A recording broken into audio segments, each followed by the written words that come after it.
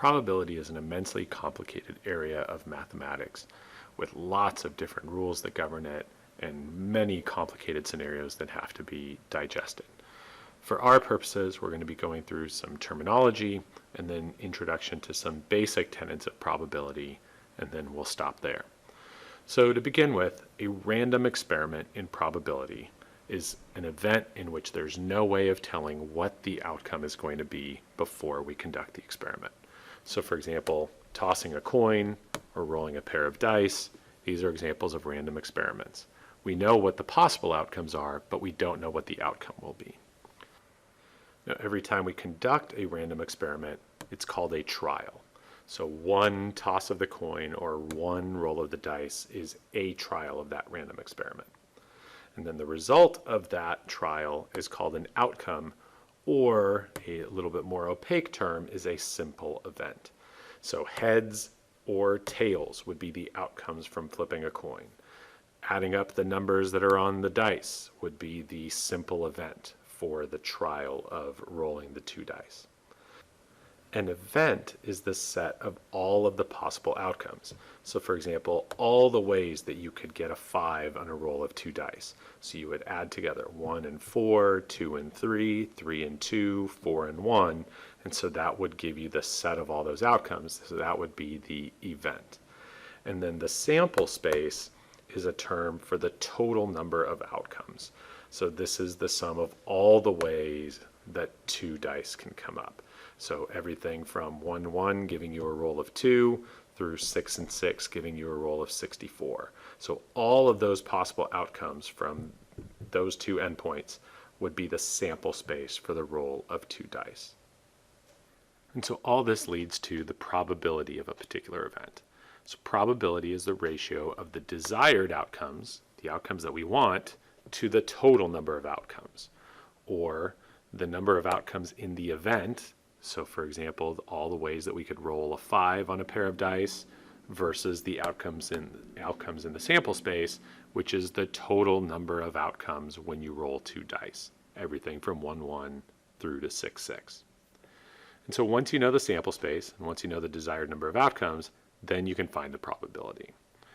So let's take, for example, a nickel is tossed 3 times. So tossing the coin is called a random experiment. Each time you toss the coin, it's called a trial of that experiment. And then for listing the entire sample space for 3 trials, it may be useful to create a tree diagram. So for the first toss of the coin, we've got heads and tails as our 2 outcomes. Then let's suppose we got heads the first time. When we toss the coin the second time, we could have heads or tails come up.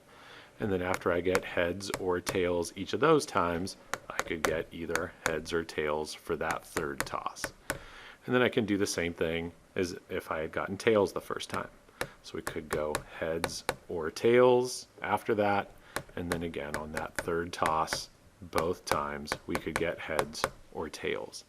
And then each pathway through the tree diagram gives us one of the members of the sample space. So I could go heads, heads, heads.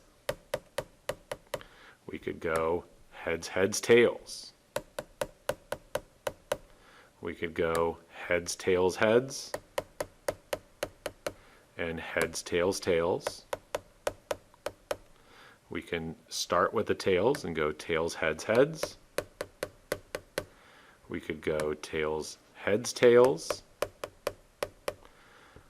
tails, tails, heads, and then finally tails, tails, tails. So a tree diagram can help us make sure that we get all of the elements that are in the sample space. So we can see that there's 8 total possible scenarios that could unfold when you're tossing a coin 3 times. And that shouldn't come as a surprise to us, because if we think about our counting principles, every single time we toss a coin, there are 2 outcomes that are possible. So 2 times 2 times 2 means I'm going to have 8 total outcomes. So now we want to find the probability of each of these. So we first want to find the probability of getting heads all 3 times. So looking at our entire sample space here, we can see that there's only one outcome that has all heads out of 8 total, so our probability is 1/8, or 12.5%. In the second scenario, it specifies we want to go heads, then tails, then heads. So that's being very explicit about the sequence in which we want things to happen. That's different than what we see in the next example. So here now, heads, tails, heads, there's exactly one of those outcomes out of the total of 8, so we again get 1/8. The difference on the next one is we're not specifying which order those heads and tails need to occur. We just want 2 tails and 1 heads out of the 3 tosses. So we have to go through and look to see where we have those scenarios. So we've got 1 here, tails, tails, heads, 1 here, heads, tails, tails, and then finally tails, heads, heads, for a grand total of 3 out of the 8. So our probability is 3/8. And then the last one, we want no heads. So meaning we want all tails. So that's got to be tails, tails, tails, so 1/8. So we do have to be careful about how we interpret the question sometimes.